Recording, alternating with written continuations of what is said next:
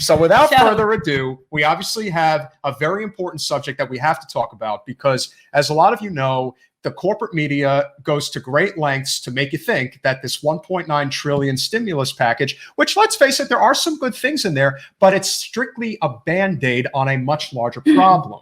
And so I happen to have read The Deficit Myth by Stephanie Kelton. It's a great book, highly recommend it to everybody. There's a lot of different ways that we could be moving forward economically in this country.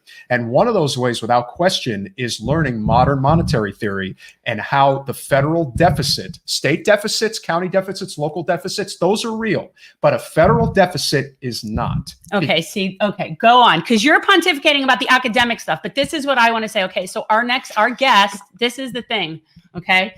Let the lady talk. So I have known of this next guest, and this is very strange because I feel like it's someone that I know that I feel like I could have a conversation with, but I have known about him I can't even tell you how many years ago, back in the days of like the Sane Progressive.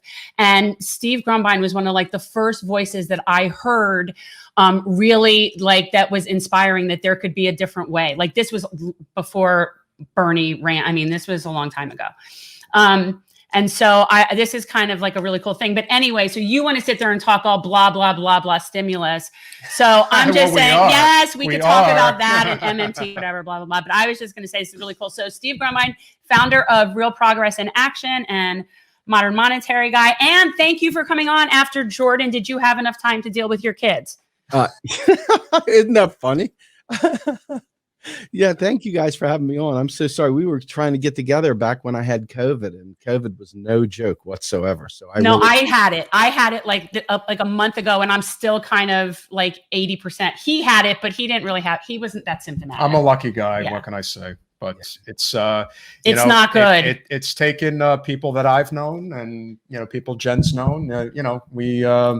There's a lot of reasons why this was an epidemic of proportions no one's seen in 100 years.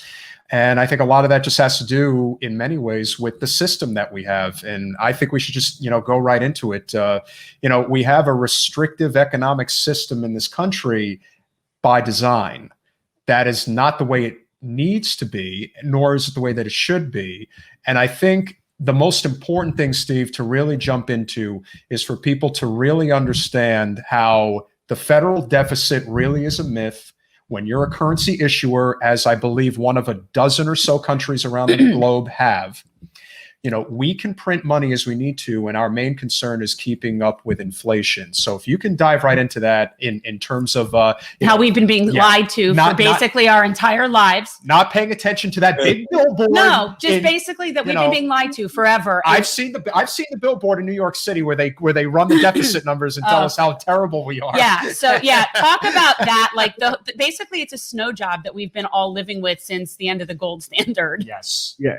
It's definitely something like that. The bottom line is that anybody can create a currency. Literally, you and I can create a currency. The issue is, can you get it accepted?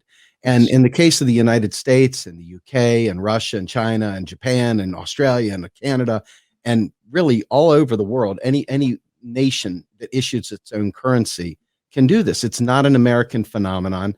And MMT isn't something you really do either. That's the thing. MMT is a lens for which you can view the entire economy. And so when you look at the way people have laid out the economic battle, you see, in particular, progressives, well-meaning progressives, typically are asking, how are you going to pay for it? How are you going to, fund this thing? Where's the money coming from? You're taking from Peter to pay Paul, and the mounting deficits, and it's a moral crisis, and so forth. And so for years, I was a Republican, to be honest with you. I was right of Reagan, and all I could think of was, people are ne'er-do-goods. They're not, they're always taking my tax dollars and all the things that you see people talk about constantly. So when the great financial crisis hit back in 2008 and 2009, I lost a 17-year career, and I was like, something's amiss. And I started getting introduced a little bit at a time, spoon-fed, before all the videos and memes and stuff like that. And when I finally realized that basically a country that creates its own currency can spend, period. The issue is not a matter of ever can you afford it. The issue is always, can you resource it? In other words, do you have the real resources to provide Medicare for all?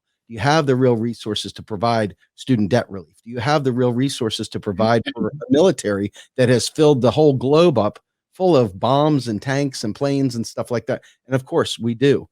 So the issue becomes, why is it always when we come down to talking about progressive change, when we're talking about taking care of people, that we're always hearing about, well, how are you going to pay for it? Yeah. And you go back to Hillary and you can remember her cackling at Bernie the first go round. It's pie in the sky. It's pie in the sky. And so these are the sorts of things that people get reinforced in their head. And so what MMT is, going back to 1972, when Nixon took us off the Bretton Woods Accord, took us out of the gold standard, really. Yeah. What we had was a fundamental shift from a gold-backed, commodity-driven, force redeemable world global gold standard based on the dollar. And when he removed us from that, something happened. The people that had money, the powers that be, the oligarchs, they knew what was going on. And if you look at the income levels, you can see it's like a hockey stick. It just ballooned straight up after Reagan and through Clinton and, Obama, you name it. So MMT allows us to see the economy as it is, not as people say it is. And you see the libertarians and you see the other folks out there that believe that we are constrained, that we don't have the money, that we can't do these things. And MMT shows us clearly that not only can we spend on anything that we have resources for, that we can do it as long as we have the votes, as long as we have the political power to make that happen. There's absolutely no financial constraint. There is no such thing as how you're going to pay for it, because every time the federal government spends, it literally spends with keystrokes. It literally wills that money into existence. So the idea of raising taxes to pay for things is anathema. It's not real. It doesn't have any basis in fact. So I think that's really a big thing right there to start with. I don't know if this question has been asked or not, but it's just been kind of, itching me lately. Is there any point to federal income tax? Yes, actually there is. So the reason for having a tax in general, you have to go way back to the beginning when kings were issuing sovereign currency, and they would have gold coins with the Caesar's face on it, render under Caesar and stuff like that. And the idea here is that the king wanted to create an aqueduct. They wanted to create a standing army. They wanted to create a road. They wanted to build something, right? A museum, whatever.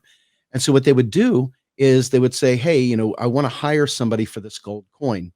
And the people would say, what do I need a gold coin for? I'm fine. I'm out here hunting in the woods. I'm, raising potatoes. I'm having fun with my family. And it's like, you got a good point there. So how about this? How about I charge you 10 of these gold coins with my face on it to keep your house? The guy's like, oh crap, how do I get those gold coins? He's like, funny you should ask that. Let me show you. I want to build an aqueduct over here and I'll give you so many of these gold coins. And so the tax is what drives the need for currency. And it's kind of the circuit that keeps our economy going. It doesn't pay for anything. So the tax either can raise the buying power of the dollar, or it can diminish. It depends on aggregate demand. And you can see that in terms of inflation. You raised the point of inflation at the beginning of this thing. And that's really the real constraint. How much inflation do you want to have in the economy? And so taxes serve as a brake or a gas pedal for the economy that drives the currency. We're in a tax-driven economy. Right. But it doesn't go to our programs and how you don't have to balance it like that. You don't have to have it like that. That's a mythology. That's correct. In fact, on Twitter, you and I went back and forth for a second, and I just was I put a great article out there by Raul Carrilla and Jesse Meyerson called The Dangerous Myth of the Taxpayer Dollar. And what it is all about really is what do you think of a taxpayer, right? What do you think about you typically think of a white dude. You think about a dude with a suit, the good people, the mom, pa, apple pie, make America great again, all that good stuff, right? And what happens is that people don't understand the difference between states and the federal government. The state of Florida, for example, has to have taxes, maybe not income taxes, but they have different taxes to fund the state-based programs. Just like if California wanted to have California healthcare, they would have to fund that literally with taxpayer dollars. But at the federal level, we don't have to pay taxpayer dollars for it. In fact, if you were to do Medicare for all for the whole nation, there's a lot of reason to believe that it would actually be deflationary, because anytime you have economic activity that is brought back into a more efficient state, you have less economic activity. So the chances of those real resources being freed up, it could really create a deflationary condition. So, it's just a matter of trying to understand the difference between states, which have to tax, And the federal government taxes, but for a Right. totally different reason. Yeah, there's no question that knowledge is power, and this is one of the things that will ultimately change, because corporate special interests is what we harp on more than anything else, is what prevents us from getting where we need to go. And obviously we would love for, the squad, Ro Khanna, Marie Newman, and so on, Katie Porter, we want them obviously to do more than they're currently doing. But I don't think people really understand the scope of being maybe a dozen non-corporate representatives in a sea of 400 plus that are being funded by mega corporations that want you to believe that modern monetary theory is, it's pseudoscience. It's not real. This isn't how it works. Everything is based on, you give one, you take one. And I don't think people really understand the whole concept of the bucket, what that means. And I think understanding that a dollar in goes a dollar out, this whole idea that we're in a deficit, well, actually, no, it's $1 is taken out of one end and it's put on the other end. And that's sort of the idea behind trade. So if you can explain that better than obviously I can explain it. Seriously, because I don't know. Just all I heard was like, all I'm thinking of is there's a hole in the bucket. Yes, I remember that song well. So just remember, we spend money every single time Congress authorizes spending. We create new money every single time. Not sometimes, we never recycle a dollar. A dollar is spent by the government exactly one time. It never gets respent by the government. Once it's received, it's destroyed. And so really, you could think of the dollar as a tax credit or a tax liability waiting to happen. And there's no debt to that. The deficit is largely, the reason why we say it's a myth is because it's just the difference between the amount we tax and the amount we spend. But if you recognize that the spending and the taxing are not tied together, there's no real relationship there. The tax is there to drive the currency, to manage inflation. It's kind of like an EQ on your stereo. The spending, it's really all about, what do we need? What kind of an economy do we need to make our country okay? What do we need to make people be educated? What kind of investments do we need to make into the people growing up to make sure that our country is good? I look back, I've been studying the Haitian Revolution quite a bit. And one of the things that was very, very clear was they kept the slaves very, very ignorant. They blocked them from any kind of knowledge. They kept them very submissive, and they kept their head down, and they couldn't dream of anything better. Well, we have dumbed our country down right now to be like a modern day slave, where we won't resist. We don't think about the possibilities. We can't fathom anything beyond what these bad economists like Paul Krugman and others have said. So we sit there and we literally think that this is the realm of possibilities. We couldn't possibly write off all student debt. We couldn't possibly have a Green New Deal. We couldn't possibly do any of these great things that we dream of and we've read about, futuristic things. We can absolutely do every single one of them. If you can dream it, if you can resource it, we can afford it. I want to ask you about something that it's funny, because I was getting ready to come on and I put on Status Quo, and there you are talking with Jordan. And so you said something that was really interesting that I never really thought about. I mean, we support universal basic income. It's something that we support, but not in and of itself. I've always said that's fine as long as it's not a substitute for, jobs or a living wage or healthcare. Like it can be an addition. But you really made this great point about the difference between giving people income either regularly or one time, and what would be more beneficial would be taking away their debt. Yeah. And that was, and it was I mean, obviously I'd love to have student loans forgiven, I still have some. So, it would be nice, but that was really, because what are people going to do with this money? Right. So would you explain that, like why the cash payment is not the answer to the problem? Absolutely. So just for grins, I'll use the smoking cigarettes analogy. When you think about it, back when I started smoking cigarettes, they were like, I don't smoke anymore, by the way. But back when I did, they were like $2 a pack. Okay. Right. Now they're like $10 a pack or something like that. Okay. So let's say they base your UBI on buying $2 a pack cigarettes. Okay. So you got your $2 UBI, but now all of a sudden the UBI is $10. I mean, the cigarettes are now $10 a pack. Well, you got your UBI. The libertarians would like you to shut up and eat your peas, like Obama said too. Okay. But the fact is that you can't buy your cigarettes anymore. Okay, so what we see is that the subsidization of bad wages is really all you're getting there, because you're really needing something. There's something you want, a basic need you have. And if your UBI does not cover that, there's really not much point. There's not production also to back that up. Remember, inflation is usually brought on by not having the productive capacity to meet the demand. So like you see places where there's not enough, use something silly like PlayStation 5s right now, people that are going crazy for these things. Just using something that people can relate to, okay? But they're out of it. So you look online, you see them selling for $1,200, $1,300, right? Because there's just simply not enough supply to meet demand. And you use that as just sort of like a silly thing, but look at housing in New York City, or look at other places where there's a shortage of housing and there's a million people trying to get to it. That's kind of what happens when you give somebody a UBI. Here's $1,000, now go make hay. And you think about it, it's like if you give somebody $1,000, but it costs $1,100 to get healthcare, what have you really done for them? Now they get to go get subsidized by an Uberization of employment.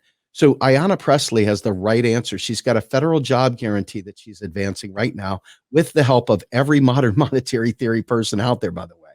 And the idea is that we could actually expand Social Security. We already have a system in place to provide survivor benefits, to provide retirement benefits. We could expand that to meet other new opportunities for people that maybe can't work. Okay. But the idea of providing a federal job guarantee does a couple things. Number one, you cannot subsidize a bad wage at Walmart when you're working a job guarantee. Why? Because you're already working. So in order for Walmart to hire you out of the job guarantee, they have to actually go ahead and meet or beat the package you got with the federal job guarantee. That is transformational. A UBI to everybody. In other words, universal, unconditional, everybody gets it. That's status quo. Status quo for Jordan. Status quo, though. Okay.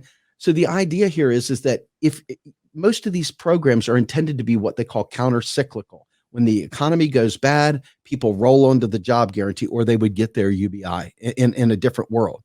But the problem is that when it's just there, general prices rise to meet the available income. So you would always have to keep raising the UBI, which you've seen how effective we've been at raising Social Security, right? Not existent. So really at the end of the day, what people need is their basic needs met, not just cash. Cash will only buy what's available for the price you got that cash for. That's right. Exactly. So in the one person that can actually afford everything is the federal government. It can't run out of money. So if that's the case, then why put the burden on people to be really good stewards with their $1,000 when the government can just provide them healthcare, when the government can just provide them housing or food? I mean, why in the world will we sit there and say, now go do good things with this $1,000? Now go, be gone with you. It Right. just doesn't make sense to me. What about, and talk about how easy it is for them to do a debt jubilee. And that's something that, right. And I remember you've been talking about this for a few years, at least. Like this is something that, and it's totally doable. And I just don't think people can wrap their heads around it. And that would be the easiest way to help the most people, without doubt. Absolutely. So way back when, Stephanie Kelton and AOC and a few others did a panel on relieving student debt, getting rid of student debt. And really what you realize is that most of the opposition to student debt is not about, free stuff. It's really about, I paid my student debt. Yes. I got me mine. You do. Yes. Hey, you can't get it's like, hey, I was a slave before. You can't be free. What the heck, man? Come back down here. No. Yeah. And this is what we need to stop doing. We need to start celebrating victories. When I look back at the Bernie campaign and I look at Nevada in particular, and one of the most disgusting things I ever saw happen was the unions fought against Medicare for all because they had gotten good union benefits and they didn't want to see everybody get this. I'm like, what the hell is wrong with you? Why would you even think this way? But this is that dog eat dog capitalist world that we live in, where you literally, if you get an inch above, you're doing so much better and everybody wants to just destroy you. And you go back a long ways and you can see clearly that the reason why we are screwed is because they have always provided wedge issues every time we've gotten united, every time we've come close to being able to have collective voice. They give the poor white guy an extra 50 cents to keep him against the black guy. And now all of a sudden we separate once again. And this is going back. I used Bacon's Rebellion with Jordan. I'll use it again. It is one of the epic things where you saw people that were of the lower class uniting, whether it be good or bad reasons, they were uniting. And then all of a sudden they said, okay, what we're going to do is we're going to give the poor white guys a little bit extra. And then all of a sudden the entire unity broke apart. That's it. That's the typical wedge issue. So this is why we need to really, really focus on MMT, because you're not going to hate your immigrants because you know that you can afford to house them. You know that you can afford to provide benefits. They're not taking anybody's lunch. They're literally coming here, and we need them. We need people to work, especially to mobilize for a Green New Deal. So a lot of these tropes that we have are, you wouldn't even have these conversations if people truly understood MMT. It'd just be like, oh, is that what we got to do? Do we have the resources? Yes, do it. Just do it. Yeah. You wouldn't be having all these conversations. Yeah, I think that there are definitely times where I recognize that I'm not going to win people over based on the morality argument in terms of how we treat the least of these, right? I mean, you're just not. And so it is really important to have a good economic argument for those people that are not as morally inclined. And so this is a really important part of that. And I mean, you had something you wanted to say? I do think that there's a lot of people have misconception about the importance of having a federal jobs guarantee and what that means. A lot of, Andrew Yang is the most noted person in terms of the national scope that supported Jen's campaign against Wasserman Schultz, and, learning a lot about what he is fighting for. And I do think he's going to be the next mayor of New York City.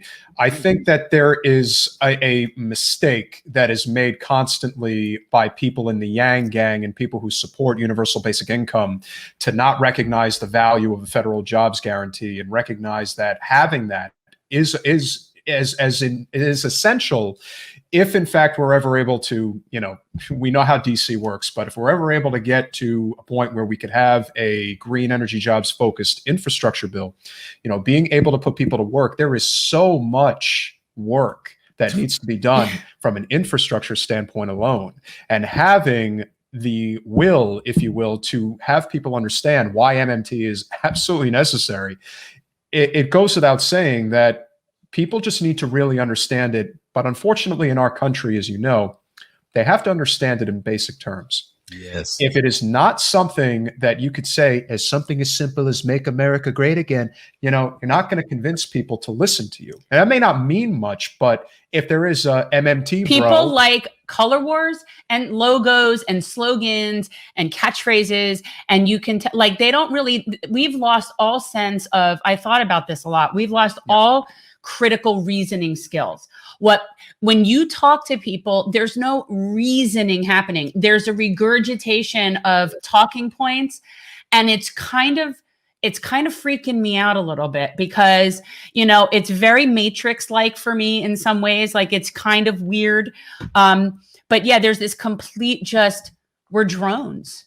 We're drones. And even worse in this country is exponentially bad. If you play the game of Monopoly, you already know that, if you run out of money, you can just start writing money down on a piece of paper. It's not a big deal. The bank never runs out of money. Right. And so the idea of it just being simply you can't run out of inches, you can't run out of pounds. All a dollar is a score. It's all it is. And we can never run out of points. Where do points from a baseball game come from? I don't know. Where do airline miles come from? I don't know. Same place. They're just keystrokes. And so if you think about it, as long as you have enough of these notches on your belt, so to speak, you can buy what you need, you can afford what you want. And so the issue is not whether or not the federal government that has the patent on this, that this is its way of provisioning itself, right? It issues dollars so it can buy things, for itself. It's literally keystrokes, and dollars spent into existence are taxed out of existence. It's a circle. I mean, I don't know how to make it much easier than that. It is a paradigm shift for sure. It's a fiction. We're living in a fiction, and it's hard for people to understand that. People definitely like the idea of things being tangible, and it's a much more amorphous concept than how people imagine it. They think our government budget works like their household budget, and it just doesn't work. I try to that's not how this works. You don't create your own currency. You don't pay taxes to yourself. This is not how that works. And yet we have this image, and they fight over the money and the finances. And they've created this where we're drones. If you can talk about what I think is the biggest obstacle of them all, and it is frankly, the thing Republicans do is they can't get on their knees fast enough for the rich and powerful, which is why they're always pushing for tax cuts and deregulation and things like that. The problem, which I think for something like modern monetary theory, is actually a bigger issue with the Democrats, because the Democrats are much more into bureaucracy and into having organizations that are just so government dependent.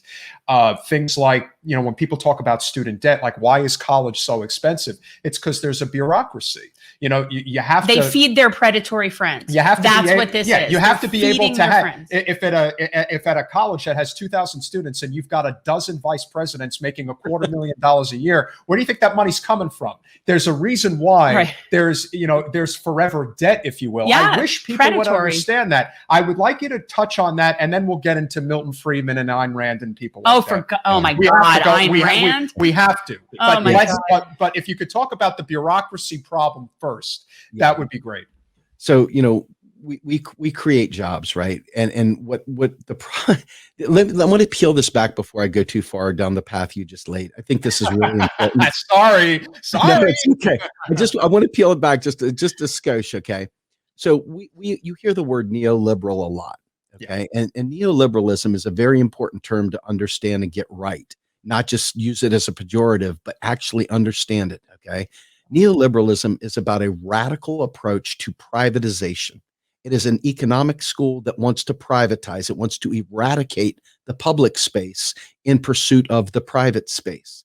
So when you think about, if the government doesn't spend money into the economy, where does that money come from? Businesses don't create money. If the government doesn't spend money, there's no money in the economy, right? So where does it come from? It comes from debt. It comes from bank loans. It comes from all these other Wall Street shadow bank, payday lenders, you name it. And so when they create loans at high interest rates, this is how Wall Street fattens itself. This is how all these other nefarious actors, these predatory jerks, the bloodsuckers of our economy, this is how they function. So when you look at the idea of giving college away for free, number one, what it does is, it doesn't mean that they won't be paying it. The government will just be making direct payments to whoever's providing the service. But what it does mean, though, is that if you're not desperate, if I'm not desperate, and if everybody else is not desperate, then we don't have to toe the line. We can make different decisions for our lives, right? And so they need us desperate to keep us in control. And even Alan Greenspan let it out a couple of times. This is all 100% about making sure people remain desperate. Go back to my Haitian slave thing. They wanted to keep them desperate. They wanted to keep them without hope. And by doing that to us, we stay malleable. We stay, there's no other way. We've got to vote for Hillary. There's no other way. We've got to do this. There's no other way. We've got to do it. And they keep you in this very zero-sum game. There is no alternative mindset. By changing that around, by putting it into the public space and taking the burden off people and making so the government invests in each of us, what they do is they free us from the bond, or the bondage, if you will, of private debt. They free us of the bondage of being stuck, being scowled at when we use our food stamps for crab meat when, oh, why are they getting crab meat? Oh, they got a nice car. Well, you know what? People with nice cars get laid off too. And this is the dog eat dog of the 99%. We always forget that labor is much bigger than just the poor guys. And that's why we are a huge block. If we focus on class struggle instead of this whole identity politics and stuff, we could really win the day. That doesn't mean we get rid of intersectionality, because there are real issues. Minorities are facing very real issues, and framing these discussions are very important to understand. Blacks, women, they haven't had power. So when you talk about the state providing these things, the state has failed them pretty miserably. So it's not hard to understand why they're skeptical. They've been failed by our government, by we the people. So it's important to frame these things in a way that allows people of differing backgrounds to come to to the same conclusion, but it really must be about class and race. Now, back to your bureaucracy thing. We can fund all the bureaucracy we want. We don't have to save money. And this is one of the big things that you learn in MMT. We don't have to cut the F-35, though we should. We don't have to cut the F-35 to afford student debt relief. We can do both. The issue is, do we have the real resources? Well, we shouldn't be blowing real resources on a garbage plane like the F-35. We have more than enough bombs, more than enough planes. We need to start getting into diplomacy. So your point of bureaucracy, and they love their bureaucracy and so forth, that's job creation in the Democratic play. That's how they create jobs. That's how they get reelected. Program. That's how they build their little soiree of, friends and donors and stuff. Yeah. So that's the story right there. I think it's really important to tie the neoliberal narrative into this so that you understand the reason why any of these things are even talked about is because we literally are being stripped to the bone so that Wall Street can own us. And I think everything, the easiest way to see it, I think, is to point out things like how they just want to privatize things like education and take the money from the public sector and privatize. And the reason is that it boosts up their wealthy friends. I tell people it's like this nice big circle jerk that we're not invited to. And there's like, and they just keeps feeding each other. They're just like, it's like you come out of this lobbying firm, you go into government, you go into this business, you feed your friends, they're predatory payday lenders, whatever, you all laugh about it. And it just keeps going. And we're all just like watching this. I really feel like I'm like sometimes I feel like I'm in the Truman Show. I really do. Yes. And you know what, in a way you are, because we are the most propagandized nation in the world. Oh, we're worried about the KGB. Yeah. We're worried about all these things. But in reality, if you just look at the way that we've heard history is told through the eyes of the victor, but it's also told through the eyes of the oligarchs. If you've read Howard Zinn, and that should be required reading in high school. Required reading In high school. Yes. Howard Zinn's, People's History of the United States is absolutely the only way to decolonize your mind and deprogram it. And you look back at history, I hear friends of mine talking about the American Revolution. That was a bourgeois thing. That was wealthy landowners that came to America trying to say, hey, we want to keep our stuff. We don't want to send it back to England. That wasn't the poors rising up and saying we want freedom. They in fact, the poors were sent off to fight in the Mexican-American War. They were sent off all over the place, So if you don't have a kind of a class analysis and an understanding of how power works and these power dynamics, this is all going to blow your mind. Every bit of what we're talking about is going to seem like poppycock. But you've got a huge wealth of history there to look at. Look at the French Revolution, for crying out loud. I mean, all these moments through history come together. And if you don't get rid of them, you kind of look at them through the lens of today, you can clearly see how we are being absolutely propagandized into believing all manner of nonsense.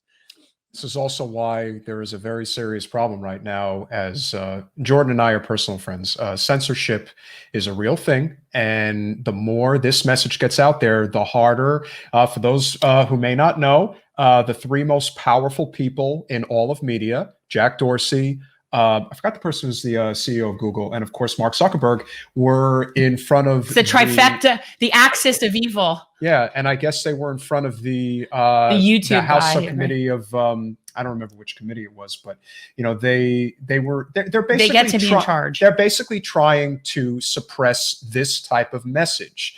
And what's interesting, and this is a good segue back to Milton Friedman and Ayn Rand, they do not try to suppress that kind of message. So we've got a lot of these libertarians in this country, and listen, I'm very socially libertarian, but economic libertarianism is not feasible. No, it's a joke. I right now have my 20-year-old who has had to take the year off of college is going through his Ayn Rand phase right now. And so we all had it. Obviously, I know. And I said that to him and he's like, by what? I'm like, you'll whatever. Understand. Yeah. You'll understand. After Atlas shrugs, you're going to drink from the fountain, then you're going to grow up and realize that you got to become a progressive. Which is also why I don't think that the whole message of Reagan was really what stuck. I mean, obviously, I always try to tell people there's the Reagan in the first term and then there's the Reagan in the second term, which was really Bush. Everything went to hell. The truth of the matter is the tax cuts initially made sense, but when you do tax cuts, you're supposed to do it in a bear market. You're not supposed to do it in a bull market. You're supposed to raise taxes. You say there's this balancing effect that did not take shape, and we all know that Reagan cognitively was not there, especially in his second term. And there were these voices, if you will, these influencers of the time that became really big commodities. And of course, Milton Friedman and Ayn Rand are two particular individuals that really come to mind, where a lot of people subscribe to their philosophy, the sort of Gordon Gekko philosophy of the 1980s. And we've kind of been stuck in that for 4 decades now. And I don't know how we completely unwind, peel back that onion or just, do away with that economic philosophy. But there has to be a way to show them that what they're preaching is wrong, and how the new ideas, the progressive ideas, is really the way forward. Yeah. So remember my fight against the UBI. My fight against the UBI is largely, why are you going to put the onus on the person to make good decisions in a world that they have very little control in, when they shouldn't have to be paying those things anyway. Exactly. Yeah. So the thing is that Milton Friedman was the father of the UBI, basically. And his goal was to strip away the public space. They wanted to make the government so small that they could basically crush it. And that is an adorable dog. They wanted to make the government. No, I'm sorry. She gets needy. She'll just sit there for a minute. I'm like so down with the dog stuff. I don't have one anymore and I miss it. So I'm living vicariously here. But if you think about it, the idea here is always pushing you to private sector solutions, right? Once you have cash, there's no need for money in the government. The government can do whatever it needs to do at will. So the money in the private sector is about you spending in the private sector. And so that means you're reliant on the private sector. And Milton Friedman believed the only thing wrong with capitalism was we needed more capitalism. So let's go ahead and give people a UBI and tell them to shut up. We'll strip away the public space. And this goes back to the Mont Pelerin Society trying to destroy the New Deal. And I mean, let's be fair, the New Deal wasn't great for everybody either. The New Deal saved capitalism, right? It didn't, there was a potential for a socialist revolution, and the New Deal was the great compromise. It wasn't like the great solution, it was the great compromise. Right. He was saving capitalism, which is so funny. And then people think, oh, it was so socialist. I'm like, yeah, no, he was saving them from a guillotine. That's what he was doing. Exactly it. And you think about it, right? Like here we are talking about, hey, we want a Green New Deal. Well, a Green New Deal is still largely saving capitalism. Once again, we're literally trying to bail capital out. Now, I'm telling you, I'm for a Green New Deal at the expense of us surviving climate change, right? I don't want to see you Floridians underwater, right? I'd like to see you, have nice lives. So, and stuff yeah, like that. you know what? We might save this country, but I don't think we're saving. I think Florida's a lost cause. I think Florida's a lost cause. Florida's fine. Well, we're going to have to accept that. So we're really, I mean, listen, we joke about it, but we're the limp penis of the United States. We could start. Oh, for God's it's just, sake. when you think about it, it's like, and New Orleans is the rectum. It's true. Yeah.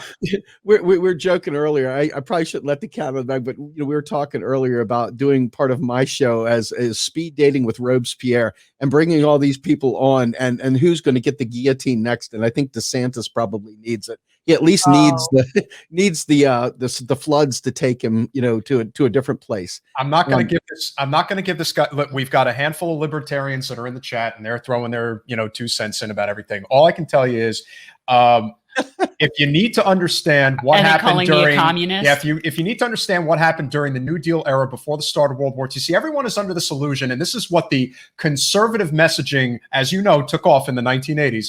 The idea is that the Great New Deal was actually a failure. He was born in '83. Yeah, he talks like he remembers Reagan. I was born in '69, and I, for real, like. Just to be fair, 71. Okay. I'm 71. All right, so you guys are both the youth of today. I'm the elder here, right? The gray beard, no. No, you and I are Gen Xers. That's true. I love it. I love it. Yes, but think about this, right? So I voted for Ron Paul. I loved Ron Paul. I thought he was the god of all things before I knew MMT. And once I realized the dude didn't know his butt from his elbow when it came to economics. And I mean, literally, the guy is like a zero when it comes to economics. The Austrian school is the biggest crock of kimchi of all time. And what the reality is that they don't understand state theory of money. They don't understand the fact that the state has the monopoly power of the dollar, right? Yeah. And so they try to make it, and this is something wrong with some of the public banking thinking too. I support public banks, let's be clear, but I don't support the mindset of the Ellen Brown school, which doesn't quite understand public debt, doesn't quite understand the role of the federal government. They still got a lot of anti-Semitism in that whole Rothschilds thing. I mean, just a lot of lunacy out there, right? I mean, let's drink the Kool-Aid together. But the reality is that Milton Friedman and libertarians have always believed in bootstraps, the strong, the makers, the takers, I mean, you go back to who's John Galt. I mean, look, guys, I was a Republican my entire life. Literally, I never voted for Democrat. I mean, I voted for Bush Sr. I voted for Bob Dole. I voted for McCain. No. Did I vote for McCain? I think I did vote for McCain, actually. That's a vote for Sarah Palin. There you go. But I voted for Ron Paul, though, and so and I voted for Jill Stein. And so ultimately, I get the whole libertarian Russian assets, but the thing is, a guy like me, I get the whole, I have an article out there that I talk how I came to MMT, and I talk a little bit about the libertarian background. I talk about a little bit of the right-wing background. I mean, I literally listen to Rush every day of the week. I mean, literally, mega dittos. I can beat a liberal with one half of my brain tied behind my back. All these things. I knew the stuff inside and out. Now I'm left, I'm way over there now because I realized that most of the things that made me over here are bullshit. They were wrong. They literally didn't exist. They were propaganda. And I have been bitterly angry ever since I found out. And I've been on a one-man tear before. Now it's great to see so many people knowing about MMT. But back in the beginning, when I first came out, I mean, we real progressives, we had, Debbie, this insane progressive that would come on. We had, Arn Manconi would come on. We had Claudia Stauber back in the day. We had all these folks. I mean, tons of folks that were on our show, Tim Black and all kinds of stuff were going on. And ultimately, the way algorithms screwed us up, kind of took us out of the game a little bit. But I literally, when I came out and said taxes don't fund spending, people thought I was a libertarian. They thought I was fighting for libertarian rules so I could get rid of tax because I don't want to pay my taxes and stuff like that. They didn't understand. And literally, I mean, I got trolled, I got doxxed, I got all kinds of horrible things. I lost the job. I mean, all kinds of stuff over this. But I have never stopped. It is the absolute 150% truth. And it is literally the kind of thing that, if you're in that right-wing cult of this whole Ayn Randian, Milton Friedman world, MMT is the solution, because once you have that big epiphany, you're like, oh my God, how many connecting points do I have to disconnect now that I've learned that, taxes don't fund spending, that the government is the creator of the currency, all these different things. Once you get there, there's you can't unsee it.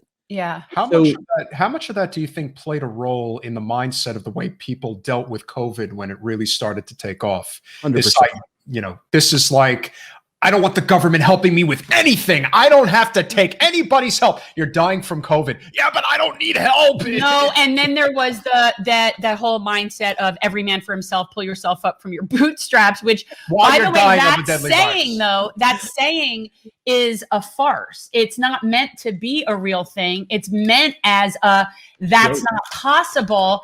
And yet people say that like that's a thing. That's not a thing. You can't do that. It's physically impossible. That's the whole point of it. Exactly. I think so much of this whole, anytime I hear somebody say they want small government and they want a government, they don't want government intervention and stuff like that. I'm sympathetic because I see the way government has been co-opted. It's been captured. A lot of our institutions have been captured. When Democrats say that they're going to come in and they're going to save something, they're going to do something, and then they give you garbage. They have their rotating villain to knock it down. Yeah. Right? When you see this happen over and over again, it's pretty easy to see why people think progressives are full of shit. It's pretty easy to see why they think Bernie's full of crap. It's easy to see why they think AOC's full of crap. And reality is that, right now, if Joe Manchin can single-handedly stop things from happening, you can pretty much tell it's bullshit. And you look back at Cory Booker when he stopped the pharmaceutical thing. Oh, was that his turn to be the rotating idiot? Yes, it was. And so this keeps happening. And so it's real easy to say, you know what? I've had enough. I'm not going to buy it this time. You can't sell me another lie. You're rejecting. It's like being taken into the Matrix, and you're watching the girl in the red dress and you're eating the steak. You know it ain't steak, but damn it, you want to do it anyway because your mind says it is. I Ignorance feel is like I'm in the bliss. Matrix, but it's very, very difficult. And I think that, you know, I always talk about people being bridges and connecting different groups of people and bringing them on board to ideas that they might not otherwise be exposed to. And I feel like in some sort of, you know, accidental, reluctant way, I feel like I'm in a position to do that. So, you know, that's, you know, what we're trying to do, and get people who wouldn't otherwise be paying attention to politics or paying attention to economics to understand that they've been being lied to basically forever. Right. I say this all the time, and even though it's changing, if you could talk about how powerful the corporate media still is in terms of driving the narrative, doing what it, I don't think people really understand how, yeah, you know, like Alex AOC, you know, she's the most beautiful girl at the ball right now, but she was basically given a warning the second she pulled that stunt in Pelosi's office, and was like, this is your one warning. You do this again, and we will literally make you an outcast in this city, and we will have every news outlet coming after you with reckless abandon. You will never get anything done here, blah, blah, blah, blah, blah. I think the importance of people really understanding how powerful the corporate messaging is in this country. And I have an idea of how we can combat that, but I'd love for you to share your thoughts on that. No, absolutely. You know, as part of the quote unquote alternative media world, you know, I do a podcast. I used to do a lot more video. I'm going to start back to video here very soon. But the idea of breaking through algorithms and fighting each, please share our stuff, please share our stuff, please share our stuff. And you're begging people, please, like your little tiny Tim, please pour some porridge, please share my content, right? Please donate. Oh, yeah, there you go. Thank you. I mean, the idea here is that, you know, you're out there begging, and people just like, they're giving you the Heisman, they're giving you the stiff arm when you try and get them to share. You know what I mean? It's like, come on now. But that's it. That's how we get out there, right?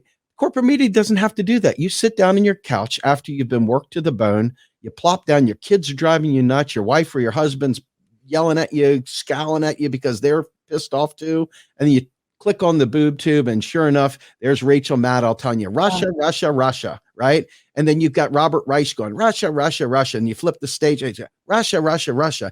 And it must be Russia. It must be Russia. Exactly. So you lose the ability to pull that back.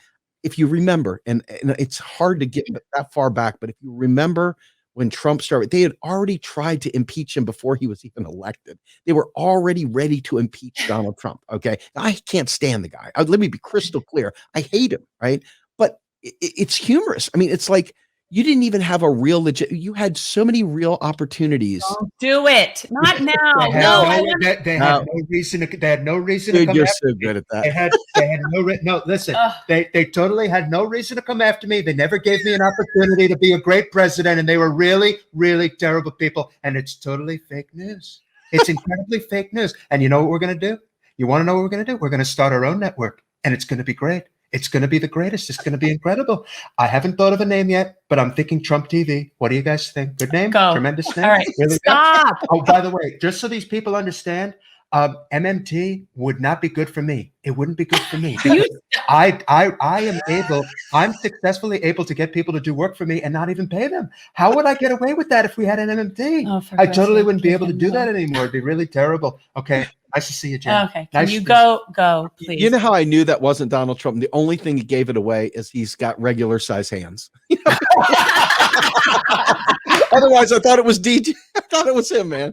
I've got I got a couple of good ones, but the truth is, the whole point of that was divide and conquer. Yeah. Yes, Trump was not capable of being president of the United States, leader of the free world, but they didn't want to get that. He was so much of a wild card that he may have done something as crazy as give everybody health care, or this MMT. And yet, it sounds like a great they idea. preferred him to Bernie. Oh, 1,000%. So, that was the clear choice. We're gonna potentially have the writers of the book Looky come on, and they admit in the book that suburbanite Democrats would have been okay with Trump getting a second term if Bernie was the nominee. And it just goes to show you how all of this is a class war. Yeah. That's Because all this has ever socialists. been. We're socialists. You know, and when people look at the neighbor who's got the BMW, it's, well, now I got to get a Mercedes. I can't have this. I can't be driving a Honda. Not good enough. And I think really the bigger issue is what we were saying before, the I got me mine. Now you have to get yours. This is something we see down here with our elderly community and a lot of people that already have Medicare.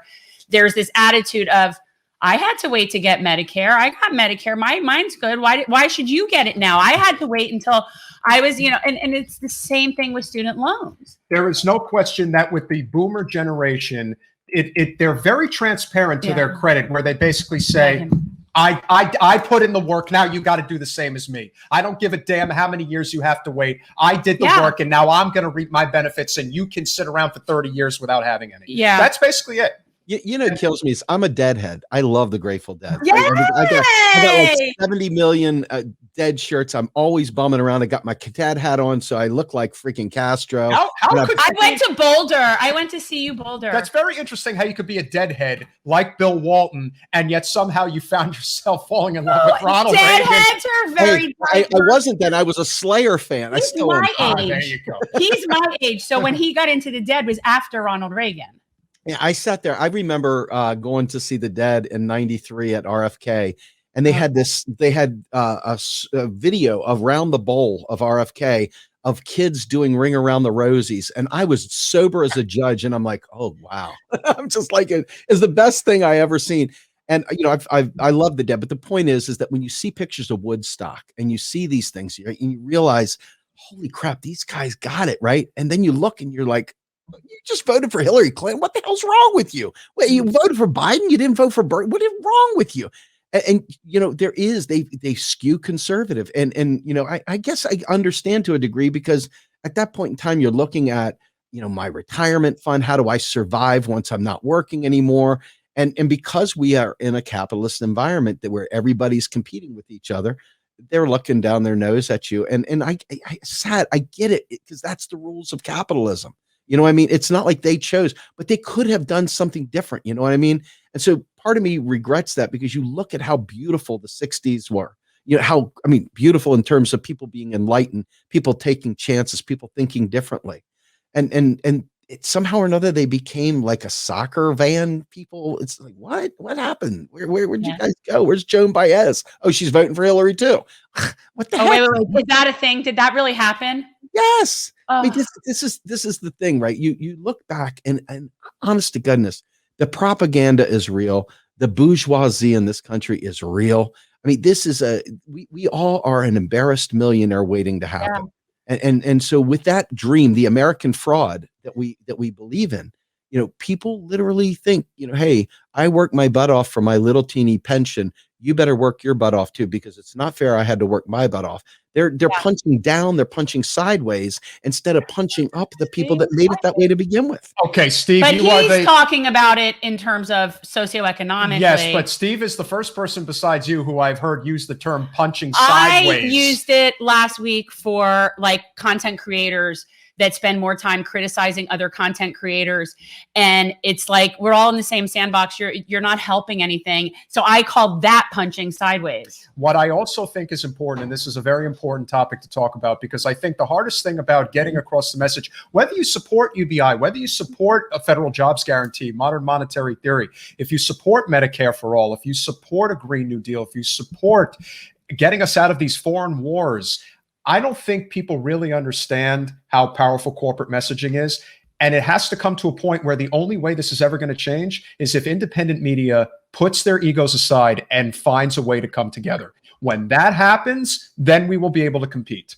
Until that happens, when everyone's looking to step on everybody else's neck and say, well, now I'm the top show on YouTube. Yeah. Listen, I say this all the time. You know, Jimmy has an amazing platform, but he has no concept whatsoever of how to build bridges. I think he wants to, but he just doesn't really know how to do it. And I wish he would, because there's so many of these independent content creators who kind of look at that same thing of, well, you know, I made it and, you know, there you go. But to Kyle Kalinski's credit, he made a great video the other day about how these channels are getting horrifically suppressed. Yeah. If we were to band together, we would be able to compete with the algorithm because people would be using hashtags to be able to share. Your podcast needs to be shared. Jordan's podcast needs to be shared. Wait, let's talk about that for a second. So I know that our friend Savage Joy is working over there with you now. Is that? So Savage Joy left to go off onto Roar Media, I think is what it's called. She lives right down the street from me, ironically, out here in Pennsylvania. But she was part of RP for years, and she wanted to strike it out on her own and try something new, and so she went off and did her own thing. We've been around since the Harrisburg March for Bernie back in 2015, 2016. I think it was the summertime about 2016, right before the DNC. And from that point on, she came on board and she did all of our candidate interviews for years. We dubbed her Savage Joy, and that became her moniker. Good for her. She's written that Yaz Queen book with Pat Cote. She's doing good things. And she's got some problems with her eyes right now, and so I'm pulling for her there. I mean, she's definitely learning a new way of life through the lens of being, visually impaired. So, hats off to her for pressing through it. She is a lovely, lovely lady. Yeah, one of the first people who gave Jen a platform when she decided to run for Congress, and is somebody who we got ghosted by a lot of the progressives. Joy introduced Jen to Mike Figueredo of the Humanist Report. Yeah. And that's really when it kind of took shares off. the love. Joy pays it forward. Yeah, no, she's great. And if anybody saw, the Medicare for All forum that they did, a few months ago, I mean, her story is heartbreaking. It really is. And, that's why, we do what we do, because we know that the future rests in our ideas. If that was not the case, they wouldn't be trying so hard to suppress our message. And that's why we have to come together and figure out ways. And we have to cross network with each other and spread the message, because that's how it's going to happen. Is there anything you'd like to share before we wrap? Any projects that you're working on right now? Promote. Where to find you and all that good stuff. Yeah. So our website is realprogressives.org.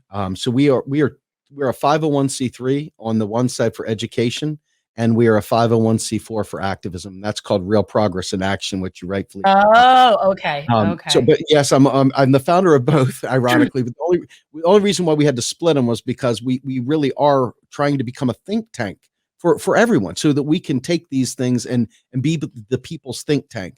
If you think about it, most people they're not going to listen to a regular think tank because they're all lofty and academic. We need Jane and Joe Q public to be able to understand this stuff. So that's our role. As far as things that you can find me on, my podcast is called Macro and Cheese. I love that. I love that. So it's a labor of love.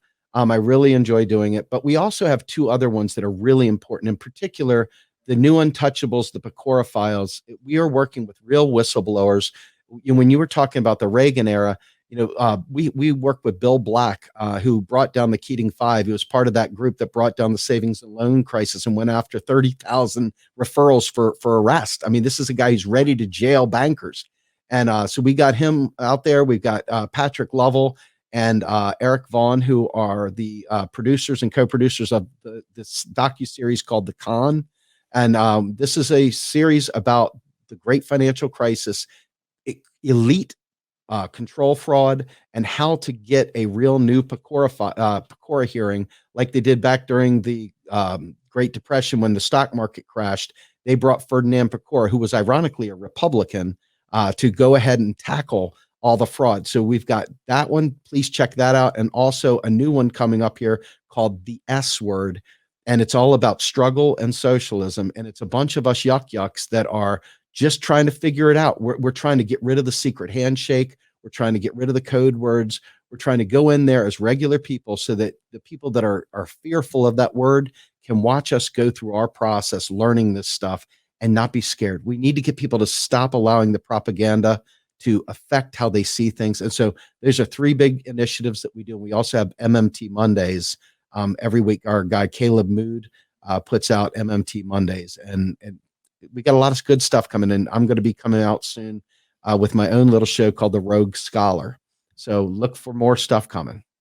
Excellent. Who would have thought talking about economics could be so much fun? I never would have Hey, thought I'd that ever was get so to talk powerful. to you at all. Like 5 years Well, ago. have you on my show, for goodness sake. You're next. You're Steve, next. please connect with John. We got to get Jen on your show. So let's Yeah, trade off. where do you live, by the way? Where are you? I'm Pennsylvania. about 20 minutes outside of Harrisburg. I'm in York. Oh, so you're in the countryside. Very Yeah, I'm right by Ski Round Top. So you're by the so he's not that far from where Tim Pool is. Like there's that section. Tim Pool's in Western Maryland, right by the border of West Virginia. It's really close to that. Yeah, it's really close. I know that area pretty That's well. beautiful there, though. Yes. So you live like kind of rural. Very, very rural. I'm from DC, ironically. My entire life, I graduated from Maryland.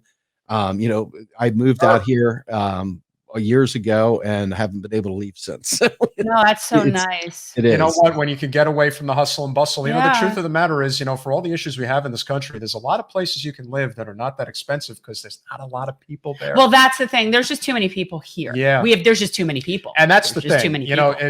and again, this all gets back to the whole idea of MMT. It's inflation. It's inflationary living in South Florida. And why is that? Because there's too many people here and there are limited resources. So when that happens, cost of living goes way through the roof. We have issues. Steve, you were Thank you fantastic. so much. We hope you'll come back. And of course, let's get Jen on your show. And He's always promoting. of course, you got to, because we're all in this together, baby. Thanks, Steve. Absolutely. Thank you guys very much. It was great. You're very welcome. Take care, buddy. Bye-bye. Bye-bye. Thanks for watching. If you want to support our mission to transform politics into service, please like this video, subscribe, follow us on social media, and consider joining our Patreon, where you'll get early access to our interviews as well as other exclusive content. Links are in the description. Peace out.